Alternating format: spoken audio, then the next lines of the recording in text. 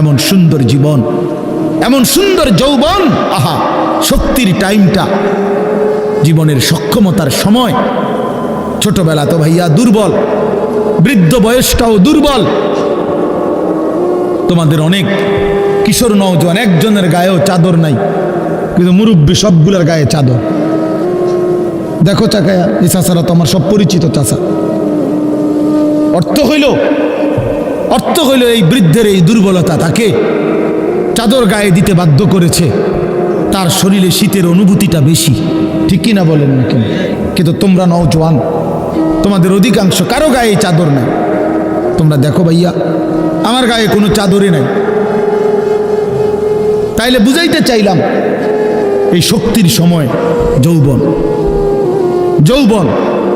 যুবক চাইলে পাহাড় কাইটা সমান করতে পারবে, যুবক চাইলে সাগর নদী মাটি দিয়ে ভরাট করে দিতে পারবে। একটা এলাকার যুবক ছেলেরা যদি চায়, সবার হাতে হাতে মদের বোতল পৌঁছাই দিতে পারবে। একটা সমাজের ছেলেরা যদি চায়, সবার হাতে হাতে নামাজের মুসল্লাও তুলে দিতে পারবে। অতএব ছেলেরা, তোমরা যারা যুবক আয়োজন করছো, আমি তোমাদের উৎসাহ দেই, একটু আগাও, এখানে থাইমা যাইও না। একটা মাহফিল করছি, এক ফোটলা বিরিয়ানি খাওয়াই দিছি, খালাস না বন্ধু, একটু আগাও। তোমরা আবার বসো, যে কয়জনে মাহফিলের আয়োজন করছো তোমরা আবার বসো, যে আমরা কেমনে একটু ভালো হইতে পারি, একটু চরিত্রবান হইতে পারি, আমরা কেমনে নিজেরা নামাজ ধরতে পারি। একটু যদি হিম্মত করো যুবক, ইনশাআল্লাহ ভালো হবে। শনিবার দিন আমি আমার মাদ্রাসায়, এই শনিবারে সকাল 10টা থেকে বিকাল 4:30 পর্যন্ত, এইবারই প্রথমবার আমি আলাদা 16 বছর থেকে 30 বছরের নিচে যাদের বয়স, এই কিশোর যুবকদের জন্য আলাদা ইসলাহি মজলিসের আয়োজন করছিলাম। আমার শায়েখ আল্লামা মুফতি মুশতাকুর নবী সাহেব বয়ান করছেন, আল্লামা মুফতি আমজাদ হুসাইন সাহেব বয়ান করছেন, হজরত মাওলানা মুফতি ইউসুফ বিন ইকবাল বয়ান করছেন, আমাদের কুমিল্লা ক্যান্টনমেন্টের বড় একজন শিশু বিশেষজ্ঞ ডাক্তার মিজানুর রহমান, উনি বয়ান করছেন, আমি নিজে কিছু কথা বলছি। প্রায় 600 ছেলে এন্ট্রিভুক্ত আসছে, এখানে উপস্থিত হয়েছে 600।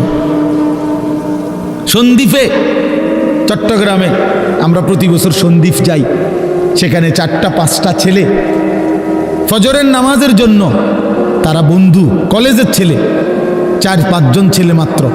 ওরা একদিন সিদ্ধান্ত নিছিল, ওরা সবসময় ফজরের নামাজ পড়তো, তো ওরা একদিন সিদ্ধান্ত নিছে যে ফজরের পরে তারা সন্দ্বীপ তো সাগরের পারে, তো সাগরের পারে হাঁটতো তারা। তো তারা একদিন সিদ্ধান্ত নিছিল আজ থেকে 1 বছর আগে, যে আমরা সকালবেলা না হাইটা চলো আমরা বন্ধুদেরকে ফজরের জন্য জাগাই, ফজরের ক্যাম্পেইন করি, ফজরের জন্য গণসংযোগ করি। এই 4-5 জন ছেলে উদ্যোগ নিয়ে শুরু করছে। ঠিক 1 বছরের মেহনতে এই গত নভেম্বর, 24 সালের নভেম্বরে আমি গেছি মাহফিলে, ওইখানে তারা আমার লিস্টেড, ফজরের পরে আমি তাদের জন্য আলাদা বয়ান করছি, তাদের আলাদা মাহফিল হয়েছে ফজরের পরে। মানে রাইতে আমি যেই প্যান্ডেলে ওয়াজ করছি, ওই প্যান্ডেলটা তারা সকালের জন্য আবার ভাড়া নিছে। বুঝেন না এই কথা? আমি ওখানে ছিলাম, আর ওখানে রাত্রে আসা যায় না, ওইটা সন্দ্বীপে স্পিড বোট দিয়ে আইতে যাইতে হয়, তো রাইতে আওয়ানোর সিস্টেম নাই, থাকতে হয়। এই জন্য ফজরের পরে আবার বয়ান করছি 1.5 ঘন্টা। তো ওরা, আমি বললাম এত ভোরে ছেলেরা আইবনি, কয় হুজুর আসবেন ইনশাআল্লাহ, আপনি দেখেন। তারা আমারে দেখাইছে কাগজে কলমে লিস্টেড করা, প্রায় 4,500 ছেলে এখন ফজরের নামাজ জামাতে পড়ে। যুবক চাইলে কি না পারে, যুবক চাইলে ভাঙতে পারে, যুবক চাইলে গড়তে পারে, যুবক চাইলে বুলডোজার দিয়ে সমান করে লাইতে পারে, সমান করে ফেলতে পারে। আবার সেই ভাঙার উপরে যুবক চাইলে গড়তেও পারে। আল্লাহ তাআলা নওজোয়ানের শরীরে অসম্ভব হিম্মত দান করছে, অসম্ভব হিম্মত। এই জন্য বাপ, আমি যুবক যারা, তাদেরকে উৎসাহিত করলাম। মহান আল্লাহ পাক রব্বুল আলামিন আমাদেরকে বলছেন, আমি তোমাদের ইমানদার, ইমান নিলাম, আমি ইমান দিছি বান্দা, আমি গত বছর যখন তাবলিগের সফরে ছিলাম দিনাজপুর জেলায়, গত বছর আগস্ট মাসে ৭২ বছর বয়স্ক একজন হিন্দু লোককে কালেমার দাওয়াত দিছিলাম। ওনার 2 ছেলে মুসলমান। ওনারে আমি 2.5 ঘন্টা কালেমার দাওয়াত দিছি। আমরা 3 জন আলেম মিলে কত অনুনয় বিনয় করছি, কাকুতি মিনতি করছি, কাঁদছি, চোখের পানি ফেলছি। একটা বার চাচা কালেমা পড়েন, আপনার ছেলে মুসলমান, ছেলের বউ মুসলমান, আপনার নাতি নাতনি সব মুসলমান, আপনি এখনো বসে আছেন কেন? আহা, এই ৭২ বছর হয়ে গেছে। বুড়া মিয়া কয় আমি ওটা বলবো না, পড়ব না, বলে নাই। আমি আমার সাথীদের কাছে, আমার 26 জন সাথী নিয়ে চিল্লাই গেছি, 16 জন আলেম, এক চিল্লা সফরে 950 মানুষ আল্লাহর রাস্তায় বের হয়েছে চিল্লার জন্য। আলহামদুলিল্লাহ, আল্লাহই করাইছে। তো বলতেছিলাম, আমি সাথীদের কাছে এসে বলছিলাম যে দেখেন ৭২ বছর বয়স হয়ে গেছে, এক আল্লাহর বান্দা, তার জবান দিয়া কোনোদিন তার মালিকের নামটা বের হয়। আমারে আপনারে আল্লাহ তাআলা কত বড় তৌফিক দিছে যে আমরা কত হাজারবার লক্ষবার কালেমা লা ইলাহা ইল্লাল্লাহ মুহাম্মাদুর রাসূলুল্লাহ এটা যে আমরা পড়তে পারি, পড়তে পারছি, এই সৌভাগ্যের কৃতজ্ঞতা কি? এটা যদি আল্লাহ আমগো জবান দিয়ে কোনোদিন না বলাইতো। কথা বলে না বাপ, এই ছেলেরা মিয়া, এই আব্বাস যারা নামাজ পড়ো না, আরে না ফরমান, তুই যদি হিন্দুর ঘরে জন্ম নিতি, তুই যদি ইহুদির ঘরে জন্ম নিতি, তুই যদি খ্রিস্টানের ঘরে জন্ম নিতি, বেটা কি হতো জীবন? যদি কোনোদিন কালেমার আহ্বান না শুনতা। তুমি তো মুসলমানের ঘরে জন্ম নিয়া এভাবে ইমানকে ফেলে দিলা, মুসলমানের ঘরে জন্ম নিয়ে এভাবে নামাজকে প্রত্যাখ্যান করলা। ছি ছি ছি ছি, তোমারে দেখে তো হিন্দুও হাসবে, তোমারে দেখে তো ইহুদিও হাসবে, তোমারে দেখে তো খ্রিস্টানও হাসবে, যে দেখছো ওই নাকি শ্রেষ্ঠ জাতি, ওদের ধর্ম নাকি শ্রেষ্ঠ ধর্ম, ওদের ধর্ম কোরআন নাকি শ্রেষ্ঠ কিতাব, ওদের শ্রেষ্ঠ ধর্ম ওদেরই পছন্দ হয় না, ওদের শ্রেষ্ঠ কিতাব ওরাই পড়তে পারে না। তো এটা কিসের শ্রেষ্ঠ? কথা বলেন না। তাহলে আমি তো আমার ধর্মের অপমান। কথা বলেন না, আমি আমার ধর্মের অপমান না, আমি আমার কোরআনের অপমান। এজন্য তোমরা যারা বেনামাজি ছেলে, তোমরা ধর্মের অপমান। তোমাদের যাদের চুল বেঈমানের মতো, তোমরা মুসলমান ধর্মের অপমান। তোমাদের কারণে আমার ধর্ম লজ্জিত, তোমাদের কারণে ধর্ম বেইজ্জতি হয়েছে। তোমরা ইসলামকে অপমানিত করলা, আল্লাহকে অপমানিত করলা, আমার নবীর শ্রেষ্ঠতম 23 বছরের আদর্শকে তোমরা অপমানিত করলা। এই অপমানের বিচার আল্লাহ করবে, মনে রাখো, ছেড়ে দিবে না বাপ।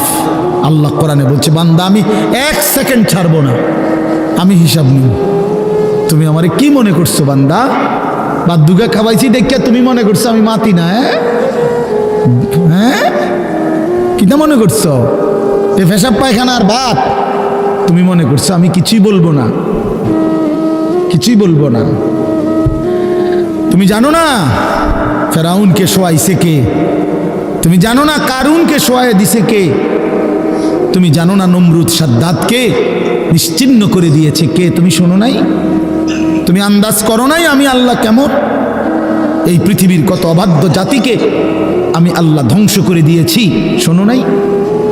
কই, গোটা পৃথিবীর সমস্ত আধুনিক প্রযুক্তি থাকার পরেও তো বাবা আমেরিকার ওই বেঈমানরা, ক্যালিফোর্নিয়ার লস অ্যাঞ্জেলস তাদের একটি স্টেট আগুনে দাবানলে পুরে ছাই হয়ে গেছে। লক্ষ লক্ষ কোটি কোটি মিলিয়ন বিলিয়ন ডলারের এক এক বিল্ডিং। আপনারা মুরব্বীরা মিলিয়ন বিলিয়ন ডলার কি তাই বুঝতেন না?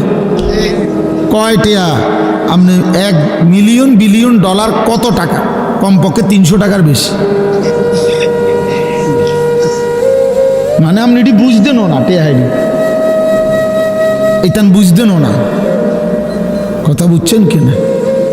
হ্যাঁ, আমরা কিতাবে পড়ছি এক বুজুর্গকে, হ্যাঁ, একটা জিনিস দামি ওনার কাছে ছিল, তো ওনার কাছে বলছি এটা আপনি বিক্রি করে দেন।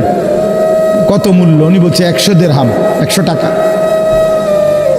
তখন উনি যখন বিক্রি করে দিছে, ওনারে 100 দিরহাম দিছে, তো অন্য কেউ ওনারে পরে বলছে, হায় হায় জনাব, আপনি তো বহুত বড় ঠকছেন, মাত্র 100 টাকা দাম চাইলেন, এটার দাম তো আরো অনেক। তো উনি বলছেন, আল্লাহর কসম, 100 টাকার উপরে, 100 দিরহামের উপরে কোনো সংখ্যা আছে? আমার তো এটা জানা নেই, আমার তো এর উপরে কিছু জানা নাই। আমার মেজো বোনের বিয়ে যখন হয়েছিল, মেজো বোন, আমি তখন প্রাইমারি শেষ করে মাদ্রাসায় ভর্তি হয়েছি, এই সময় আমার বোনের বিয়ে হয়েছে। তো বোন জামাই যখন ওই আগে ছোটবেলায় বিয়ের দিন বোন জামাই যখন আসছে, তখন শরবত খাওয়াইছি যে গেইটে নাকি, তখন কিছু টাকা দিতে হয় না, যে শরবত খাওয়ায় তারে। তো আমারে 100টা টাকা দিছে উনি প্রথম। তো এগুলা নাকি ওনার কাছে আরও টাকা ছিল, তো এগুলোকে ওই আরো একটু সাফাসাফি করলে আরও দেয়, আরও কিছু দেয়, না মানলে আরও দেয়, এমনি এমনি নিয়ম ছিল। আমার 100 টাকা দিছে, আর এটা দেখে আমি একটা দৌড়ে আইয়া লাগছি। আমার পুরো মনে আছে, একেবারে কসম, আমার পুরো এখনো মনে হইলো আর এই কথাটা। আমার একেবারে আমার ভাই, চাচাতো ভাইটাই বা অন্যরা এত দমকাইছে, বেউকুফ, 100 টাকা লইয়া দুধ দিয়ে আইয়া লাগছ। আমি বলছি, আমি তো আসলে এর চাইতে বেশি টাকা জীবনে আর দেখিই নাই। তো বলতে চাইলাম, হাজার হাজার কোটি কোটি মিলিয়ন ডলারের এই বাড়ি ভবন, এগুলো পৃথিবীর সর্বাধুনিক প্রযুক্তি দিয়ে, অত্যাধুনিক প্রযুক্তি থাকা সত্ত্বেও, আধুনিক সরঞ্জামাদি থাকার পরেও বাপ আল্লাহর দেওয়া আযাবে আগুনে যখন জ্বলছে, এই কয়দিন হইল কোনো বেঈমানে 1 সেকেন্ডের জন্য আগুন নিভাইতে পারে নাই। 14,000 ফায়ার সার্ভিস কর্মী একসাথে আপনার পানি দিছে, আরো বাড়ে, আগুন আরো বাড়ছে। তার মানে বোঝা গেল বাবা, পৃথিবীর কারো শক্তি মূলত কোনো শক্তি না, আল্লাহর শক্তির সামনে, আল্লাহর ফায়সালার সামনে। আল্লাহ যদি ভালো রাখে তাইলেই ভালো থাকা। হ্যাঁ, আপনার টাকা তো আছে 1000 কোটি টাকা, কিন্তু আপনার ফেডে অসুখ, আপনি টেহা দিয়ে কিনবেন। আপনার টাকা তো আছে লক্ষ কোটি টাকা, কিন্তু আপনার তো ডায়াবেটিস, আপনি কিনবেন টাকা দিয়ে কি করবেন? আপনি 7 রাজার ধন হইলেও কি লাভ হবে আপনার? এই জন্য আমি অনুরোধ করছি, আমরা মোমেন, আল্লাহ আমাদেরকে বলছে এটাই কথা, সকলেই আল্লাহর কথা শুনবে এটা জরুরি না, এবং সবার সৌভাগ্য হবে এটাও জরুরি না। আসমানের ফায়সালা, আল্লাহ তাআলার ফায়সালা। আল্লাহর কথা বলতে পারা এটাও সৌভাগ্য, শুনতে পারা এটাও সৌভাগ্য, ইন্তেজাম করতে পারা এটাও সৌভাগ্য। যালিকা ফাদলুল্লাহি ইউতিহি মান ইয়াশা। আল্লাহ তাআলা বলছেন এটা আল্লাহ তাআলার ফজল, অনুগ্রহ, দয়া, তিনি যাকে ইচ্ছে করেন দিয়ে থাকেন, তিনি যাকে ইচ্ছে। হযরতে বেলাল রাদিয়াল্লাহু তাআলা আনহু, ওনার বাড়ি মক্কা মদিনা না, অনেক দূরে, কিন্তু উনি মুসলমান হয়েছেন, সাহাবী হয়েছেন। হযরতে হুযাইফা নবীজির সাহাবী, ওনার বাড়ি মক্কা মদিনা না, ইয়ামান, উনি মুসলমান হয়েছেন, সাহাবী হয়েছে। হযরতে সালমান, ওনার বাড়ি মক্কা মদিনা না, ওনার বাড়ি ইরান, পারস্য, তো উনি সেখান থেকে আল্লাহ আনাইছে, উনি কালেমাওয়ালা হয়েছে। হযরত আবু হুরায়রা রাদিয়াল্লাহু তাআলা, বিখ্যাত সাহাবী, সবাই নাম জানে, আবু হুরায়রার নাম সবাই জানেন না? উনিও কিন্তু মক্কা মদিনার মানুষ না, উনি দাউস গোত্র, এটা অনেক দূরের, কিন্তু সেখান থেকে আল্লাহ ওনাকে আনাইয়া মুসলমান হয়েছেন, সাহাবী হয়েছেন। কিন্তু আবু জেহেল বাড়ির কাছে, আল্লাহর ঘর কাবার সবচেয়ে কাছে, সর্বপ্রথম বাড়ি যার কাবা ঘরের পরে আবু জেহেলের মধ্যে। জানেন এটা? আবু জাহেলের ঘরের আগে কারো ঘর নেই, কারো ঘর ছিল না। নবীজির ঘরও আরো পিছনে ছিল, সবার ঘর পিছনে। কাবা ঘরের সবচেয়ে নিকটতম প্রতিবেশী ছিল আবু জাহেল। তো কি হয়েছে? কিন্তু বদনসিব আবুল আহাব কাছে ছিল, বঞ্চিত। এই জন্য এটা আসমানের ফয়সালা। এত কাছে থেকে বঞ্চিত হলো কেন? এত দূরের থেকে আসলো কেন? বুঝছেন না হিসাবটা? তাহলে মূলত ফয়সালাটা কার? ইউতিহি মান ইয়াশা। আল্লাহ বলছেন আমার অনুগ্রহ, আমার দয়া আমি যাকে ইচ্ছে করি দিয়ে থাকি, আমি যাকে ইচ্ছে করি দিয়ে থাকি। এই জন্য বললাম আর কি, আমরা সবাই শুনতে পারবে, শুনবে এটা জরুরি না। আল্লাহ যাকে পছন্দ করে, ইচ্ছে করে, তাকে আল্লাহ তাআলা দ্বীনের বুঝ দান করে। হাদিসের মধ্যে আছে মাইয়ুরিদিল্লাহু বিহি খায়রান ইউফাক্কিহু ফিদ্দীন। আল্লাহ যার ভালো চান, কল্যাণ করতে চান, তাকেই আল্লাহ তাআলা দ্বীনের বুঝ দান করেন, দ্বীনের বুঝ দান করেন। নবীজি বলেন ইজা আরাদাল্লাহু বিআবদিন খায়রান ইস্তা'মালাহু। আল্লাহ যখন তার কোনো বান্দার ব্যাপারে ভালোর ফয়সালা করে, তো আল্লাহ তাআলা তাকে কাজে লাগান। সাহাবীরা জিজ্ঞেস করছে কিভাবে কাজে লাগায়? কাইফা ইস্তা'মিলুহু, হে আল্লাহ রাসূল, আল্লাহ তাকে কাজে লাগান কিভাবে? তো নবীজি বলেন ইউওয়াফিকুহু লিআমালিন ক্বাবলাল মাউত। আল্লাহ যাকে ভালো চান তাকে মৃত্যুর আগে আগে নেক আমল করার তৌফিক দান করে।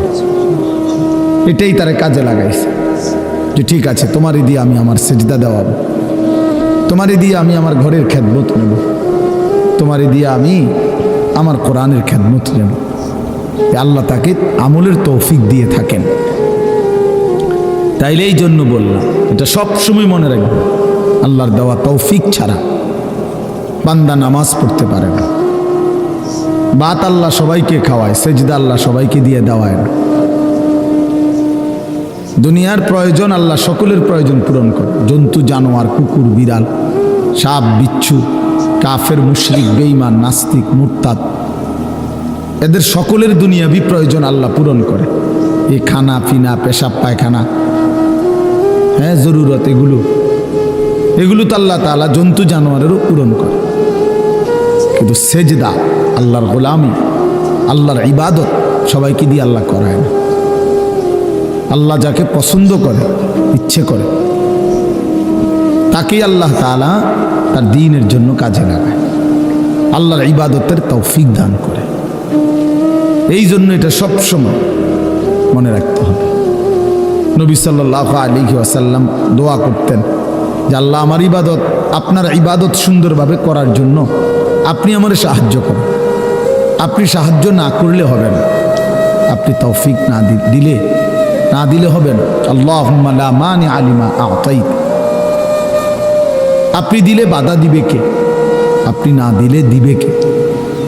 আপনাকে বাদ দিয়ে কারো কোনো চেষ্টায় কি লাভ হবে? কোনো লাভ হবে না। এই জন্য এটা অনেক বড় ইহসান, আল্লাহ তাআলার দয়া। আল্লাহ যাকে পছন্দ করে, ইচ্ছে করে, দয়া করেন। আল্লাহর ইচ্ছা হয় আল্লাহ তাকে কোরআন পড়তে দেয়, দ্বীন মানতে দেয়, আল্লাহকে সেজদা করতে দেয়। আর এমনি বাকিদেরকে আল্লাহ খাওয়ায় পড়ায়, এটা একটা কমন ব্যাপার। আল্লাহ তাআলা বলছেন আমি অনুগত অবাধ্য সবাইকেই খাওয়াই। কাফের মুশরিক বেঈমান কারো রিজিক দুনিয়াবি আমি আটকাই না। এই জন্য আল্লাহ তাআলা ফেরাউনকেও রিজিক দিছে, মুসা নবীকেও রিজিক দিছে না? নমরুদকেও রিজিক দিছে, ইব্রাহিম আলাইহিস সালামকেও রিজিক দিছে। আল্লাহ তাআলা আবু জেহেল আবুল আহাবকেও রিজিক দিছে, নবী সাল্লাল্লাহু আলাইহি ওয়াসাল্লামকেও রিজিক দিছে। তাহলে দুনিয়ার প্রয়োজন সকলের পূরণ করছে, সকলের। কিন্তু আখিরাত সমান না, আখিরাত ভিন্ন। আখিরাত শুধুই ইমানদারের। পরকালের সুখ শান্তি নিয়ামত শুধুই ইমানদারের, শুধুই সেজদাওয়ালার। কোরআন শরীফে আছে আল্লাহ তাআলা বলবে কুলু ওয়াশরাবু হানিআম বিমা কুনতুম তা'মালুন। আমার বান্দা বিগত জীবন দুনিয়াতে যে আমল করছো তার বিনিময়ে আজকে জান্নাতে খাও, পান করো, ওগুলোর বিনিময়ে। কুলু ওয়াশরাবু হানিআম বিমা আসলাফতুম ফিল আইয়ামিল খালিয়া। আল্লাহ বলেন, জান্নাতীকে বলবে, বান্দা নিশ্চিন্তে আরামসে দুনিয়ার জীবন যে তুমি নেক আমল করেছ তার বিনিময়ে আজকে আরামসে নিশ্চিন্তে নির্বিঘ্নে আমার জান্নাতে খাও এবং পান করো। জাযাআম বিমা কানু ইয়ামালুন। আল্লাহ তাআলা বলেন, জান্নাতের এই নিয়ামত বান্দা তোমাকে দিলাম কিসের বিনিময়ে? জাযাআম বিমা কানু ইয়ামালুন। ওই যে দুনিয়ায় আমল করেছিলে তার বিনিময়। এ তোমার সেজদার বিনিময়, এ তোমার রুকুর বিনিময়, এটা তোমার জিকিরের বিনিময়, আমার গোলামির বিনিময়, আমার বন্দিগির বিনিময়। এই জন্য আখিরাত শুধুই মোমেনের জন্য, পরকাল শুধুই ইমানদারের জন্য। এই জন্য আল্লাহ তাআলার তৌফিক ছাড়া বান্দা আমল করতে পারে না, নামাজ পড়তে পারে না, সেজদা দিতে পারে না। কত ছেলে দেখেন না, চোখের সামনে এক ওয়াক্ত নামাজ পড়ে না, জানেও না সে মানুষের বাচ্চা নাকি জানোয়ার, এটাও জানে না, হাইওয়ান কিনা না মানুষ বলতে পারে না। কে পাঠাইলো, কেন পাঠাইলো, কে সৃষ্টি করলো, কেন সৃষ্টি করলো, কি জন্য আসলো, কিচ্ছু জানে, কিছুই জানে না। লক্ষ্য উদ্দেশ্যহীন, গন্তব্যহীন এক পাগল, মাতাল, ছাগল, যা মন চায় তাই করে, যা মন চায়। এটা জিন্দিগি আর কি। এ তো লক্ষ্য উদ্দেশ্যহীন জীবন, জন্তু জানোয়ারের জীবন। মুসলমান তো তাকে বলে যার সুনির্দিষ্ট গন্তব্য জানা আছে। ইমানদারের গন্তব্য জানা আছে যে আমার গন্তব্য কোথায়, আমার এটা হায়াত, এরপরে আমার মৃত্যু, কবর, এরপরে আমার হাসরের মাঠ, এরপরে আমার মিজান হিসাব, এরপরে আমার ফুলসেরাত, এরপরে আমার জান্নাত। আমার টার্গেট জানা আছে, আমার গন্তব্য জানা আছে। আমি থামবো সেদিন, জান্নাতে যাব যেদিন। আমার টেনশন দূর হবে সেদিন, আমি জান্নাতে ঢুকবো যেদিন। ওয়াকালু আলহামদুলিল্লাহিল্লাযী আযহাবা আন্নাল হাযান। কোরআনুল কারীমের মধ্যে আছে, আল্লাহ তাআলা বলেন, জান্নাতি বান্দা জান্নাতে ঢুকে বলবে, আল্লাহ আপনার প্রশংসা করছি, আজকেই আমার চিন্তা পেরেশানি জীবনের তরে শেষ হলো। আজ আমি জান্নাতে ঢুকলাম, এবার আমি নিশ্চিন্ত হলাম, নিশ্চিন্ত হলাম, আর কোনোদিন এই জান্নাত থেকে বের হতে হবে না। আল্লাহ তাআলা বলছেন, আর কখনোই এখান থেকে বের হইতে হবে না। খালিদিনা ফিহা আবাদা, চিরস্থায়ী। চলেন বাপ, তো এই জন্য বললাম, নিজেদের ছেলে, নিজেদের মেয়ে, নিজেরাও ইনসাফের সাথে ভাইবেন যে আপনি আখিরাত চিনেন কিনা।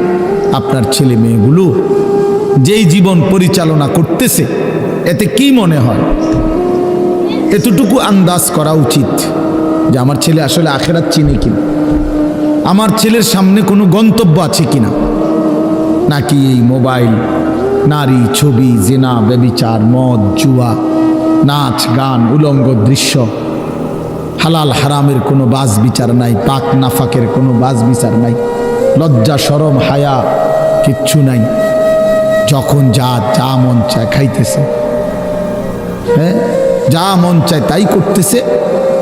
তো এই খামখেয়ালি জীবন, যখন যা মন চায় তাই, হালাল হারাম, জায়েজ না জায়েজের জীবন, যার পার্থক্য নাই, আল্লাহ তাআলা কোরআনে বলছে তার উদাহরণ হলো ফামাসালুহু কামাসালিল কালব, কুত্তার মতো। হ্যাঁ, এটা কোরআন শরীফের আয়াত। ওই জীবন কুত্তার জীবন, কুকুরের জীবন।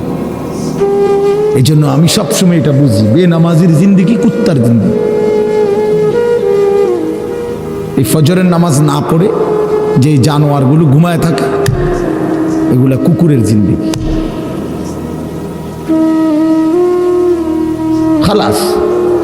এই সুদখোরগুলো যে জিন্দেগি কাটায়, এগুলো কুকুরের জিন্দেগি কাটায়।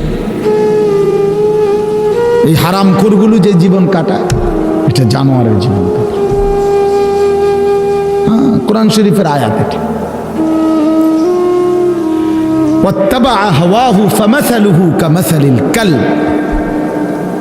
আল্লাহ বলছে মনের ইচ্ছা মতো যে চলে, আল্লাহর হুকুমের পরোয়া করে না, হালাল হারাম এর পার্থক্য যে মানে না, আল্লাহ বলছে তার উদাহরণ কামাসালিল কালব, কুত্তার মতো,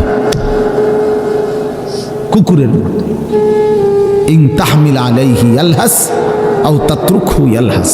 আল্লাহ বলছে কুকুরের স্বভাব, দৌড়ানি দিলেও জিব্বা লম্বা করে হাঁফায়, ছেড়ে দিল দাঁড়ায়া দাঁড়ায়া জিব্বা লম্বা করে হাঁফায়, জিব্বা লম্বা করে হাঁফায়,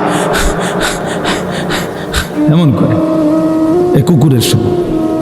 পেলেও অতৃপ্ত, না পেলেও অতৃপ্ত, থাকলেও অশান্তি, না থাকলেও অশান্তি। কারণ হারাম করছে, নাফরমান যে, আল্লাহর অবাধ্য যে, পাক নাফাক, হালাল হারাম। যার কাছে সুদ আর ব্যবসা একই রকম মনে হয়, সে কি মানুষ নাকি? যার কাছে আপন বউ পরের মহিলা সমান মনে হয়, নিজের বউও দেখে, মানুষের বেডিও দেখে, তো তার কাছে কি কোনো হালাল হারামের পার্থক্য আছে কি? তো সে জানোয়ার না, তো জানোয়ার কে? সে জানোয়ার না, তো জানোয়ারটা কে? তাই বলে, ইনসাফের কথা বলে, নাহলে বিচারে কর কি কয়।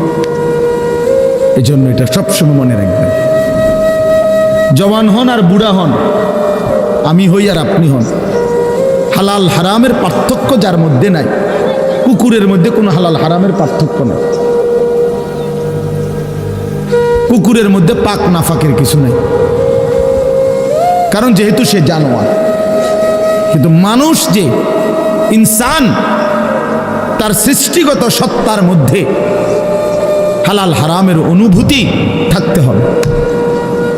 মুসলমান তাকেই বলবে যার মধ্যে জায়েজ না জায়েজের পার্থক্য আছে, হালাল হারামের অনুভূতি আছে, পাক নাফাকের অনুভূতি আছে।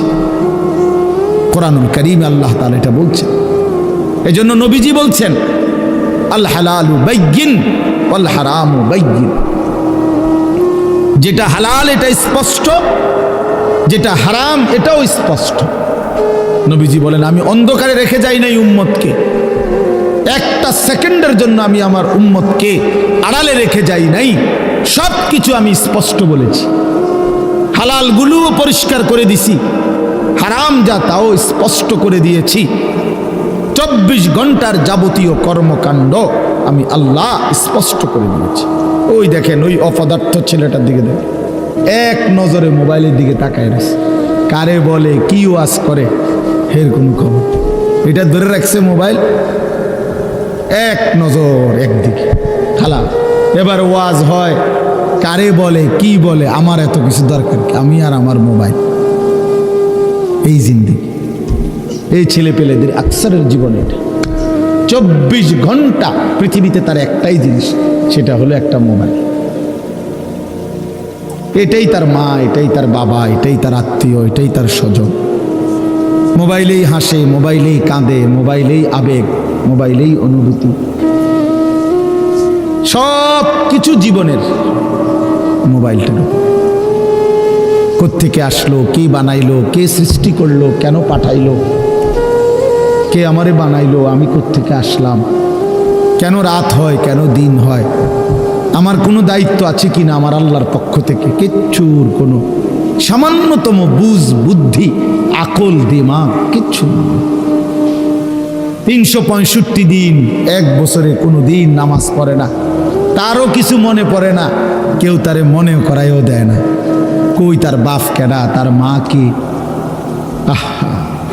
কেউ একটু বলেও না যে কিরে বাপ তুমি যে এক ওয়াক্ত নামাজ পড়ো না, তুমি মুসলমানের বাচ্চা হইলা কেন, তুমি মানুষের বাচ্চা হইলা কেন। তার মা একটাবার বলে না, মায়ে কেমন, সন্তানেই কেমন। আমার খুব আফসোস লাগে, এটা খুব আফসোস লাগে। মাঝে মাঝে মনটা চায় যে কি আসলে কি মুসলমান এত পাষাণ হইল কেন? বাপে কেমন, সন্তানেই কেমন, মাই কেমন, মেয়েটাই কেমন। কেউ পর্দা করেন, মাও বেপর্দা, মেয়েও বেপর্দা। বাপ ফুত জি ছেলে মেয়ে সবাই মিললে টেলিভিশন চায়, একসাথে নাচ গান নর্তকীর ছবি নাটক সিনেমা দেখতেছে। ছি ছি ছি ছি, কত নিকৃষ্ট মুসলমান, কত বেশরম বেহায়া নির্লজ্জ হইলে এত বড় বেশরম হইতে পারে? আত্মমর্যাদা, আত্মসম্মান, লজ্জা যদি এক বিন্দু থাকতো তাইলে তো বাবা জিজ্ঞেস করতো যে কিরে বাপ, তুই মুসলমানের ঘরে জন্ম নিয়া এক ওয়াক্ত নামাজ পড়ে না, তুই কেমনে রে আমি মুসলমানের সন্তান হইলি? তুই মুসলমানের ঘরে সন্তান হইলি কেমন? আরে এইটা তো আগে বোঝাপড়া করার বিষয় ছিল। তোর বিদেশ, তোর চাকরি, তোর দাখিল, তোর এসএসসি বেড়া এডি বাদ দে বেড়া, থো বেড়া এডি পরের কথা বেড়া। আগে তুই মুসলমানের বাচ্চা কিনা আগে এটা বল বেটা। তোর নামাজের বোঝাপড়া কর আগে বেটা। কিসের তোর বিদেশ, আবার কিসের তোর দেশ? তোর চাকরি দিয়ে আমি করব কি? তোর ব্যবসা দিয়ে আমি করবো কি? তোর উপার্জন খাইয়া আমি করবো কি বেটা? তুই তো হারাম কর, তুই তো নাফরমান। এতটুকু যদি বিবেক বাবার না থাকে, সেটা কেমন বাপ, এ কেমন অভিভাবক, এ কেমন মুসলমান মা বাবা যাদের হৃদয়ে এই কথা আসলো না? আপনার তো উচিত ছিল আগে এই বুঝাপড়া করা। আগে ছেলের সাথে এই বুঝাপড়া করেন, তুই মুসলমানের বাচ্চা কিনা আগে এটা বল।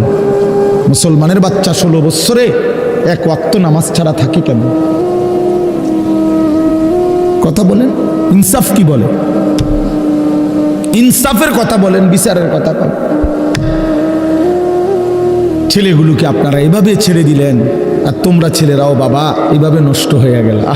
অনাদরে, অবহেলায় এমন সুন্দর জীবন, এমন সুন্দর যৌবন, শরীর স্বাস্থ্য সব শেষ করে দিলা। একবারও মনে পড়লো না তোমারও তো শেষ আছে বাপ। রাত যেমন ভোর হয়, দিন যেমন রাত হয়, তোমারও হায়াতও একদিন শেষ হয়। প্রতি ঘন্টা মিনিট সেকেন্ড যায় মানে তোমার হায়াত যায়, আমার হায়াত যায়, ঠিক না? তো আল্লাহ আমাদেরকে বুঝ দান করেন। এজন্য বাপ আমরা ভাবা উচিত, আমাদের এটা ফিকির করা উচিত। এ ছোটরাও বড়রাও মাঝ বয়সীরাও, এত লাগাম ছাড়া মানুষ হয় না। মুসলমানের জীবন এত বড়, জন্তু জানোয়ারের মতো হওয়ার কথা না বাবা। হ্যাঁ, গুনাহ হইতে পারে, গুনাহ আমারও আছে, আপনাদেরও আছে, গুনাহ হইতে পারে, হবে। সেটা হলো হুচট খাওয়া। মানে চলার পথে আমি 10 কিলো পথ হাঁটলাম, আমি 30 কিলো পথ গেছি এক জায়গা থেকে আরেক জায়গায়। তো এই চলার পথে হয়তো একবার আধবার পড়ে যাইতে পারি, পিছলা খাইতে পারি, ঠিক আছে, এটা হইতে পারে। কিন্তু আমি বুঝি 30 কিলোমিটার একেবারেই পড়ে রইলাম, পিছলা খাইয়া রইলাম। তাহলে ভুল আমার হইতে পারে, গুনাহ আমার হইতে পারে। আমার 6 মাসে কোনোদিন নামাজ ছুটে যাইতে পারে। আমি জীবন চলার পথে কখনো কাউকে রাগ করতে পারি, গালি দিয়া লাইতে পারি। এটা তো হওয়া স্বাভাবিক, হইতে পারে। কিন্তু লাগাতার প্রতিদিন একরকম, এটা মুসলমান? কথা বুঝছেন কিনা আমার? আপনি বুঝি এখানে প্রত্যেকদিন মিশা কথা কইবেন, আপনি বুঝি প্রতিদিন সুদ খাইবেন, আপনি বুঝি প্রত্যেক দিন ওজনে কম দিবেন, এটা বুঝি মুসলমান? আপনি বুঝি একদিনও নামাজ পড়তেন না, আপনি বুঝি 365 দিনে কোনোদিন ফজরের নামাজ পড়তেন না, এটা মুসলমান? তো এটা তো হুচট খাওয়া না, এটা তো গাদ্দারি, এটা তো ইচ্ছা করে ঠান্ডা মাথায় ধীরে সুস্থে ভেবে চিনতে আল্লাহর সাথে গাদ্দারি করতেছে, আল্লাহরে বুড়া আঙ্গুল দেখাইতেছে যে দেখো কইলা কেন সেজদা দিতাম না, চাই কিতা করতাম। আল্লাহ বলবে অসুবিধা নাই বান্দা, বাতে না খাও, আর তো বেশি কিছু না, দুগা খানাই তো খাও আর ঘুম যাও, খানা তো কুত্তাও খায়। তবে মনে রাখো কবরে আইসো একটা লাথি দেওয়া মু ফেরেস্তারে দিয়া, একটা লাথি, এক লাথিতে বুঝবা আমার নাফরমানির শাস্তি কি। কাল্লা সাউফা তা'লামুন সুম্মা কাল্লা সাউফা তা'লামুন। আল্লাহ বলে বান্দা কবরে আইসো আমি বুঝায় দেব আমার নাফরমানির শাস্তিটা কি। ফেরেশতা দুই কান বরাবর, আল্লাহর নবী বলছেন নাফরমানের কবরে ফেরেশতা ফায়াদরিবু দারবাতান বাইনা উযুনাইহি, দুইটা কান বরাবর ঘাড়ের মধ্যে প্রত্যেকটা আঘাত করবে লোহার হাতুড়ি দিয়ে। ফায়াসিহু সাইহাতান, নাফরমান কবরে এত জোরে চিৎকার করবে ইয়াসমাউহা মান ইয়ালিহি ইল্লা সাকালাইন। আল্লাহর নবী বলেন দুনিয়াবাসী মানুষ এবং জিন ব্যতীত আল্লাহর সব সৃষ্টি ওই বেঈমানের কবরের চিৎকার শুনতে পাবে, এমন জোরে চিৎকার দিবে। একটা একটা আঘাত এভাবেই চলবে কিয়ামত পর্যন্ত, এভাবেই চলবে কিয়ামত পর্যন্ত। আল্লাহর নবী সাল্লাল্লাহু আলাইহি ওয়াসাল্লাম বলেন নাফরমান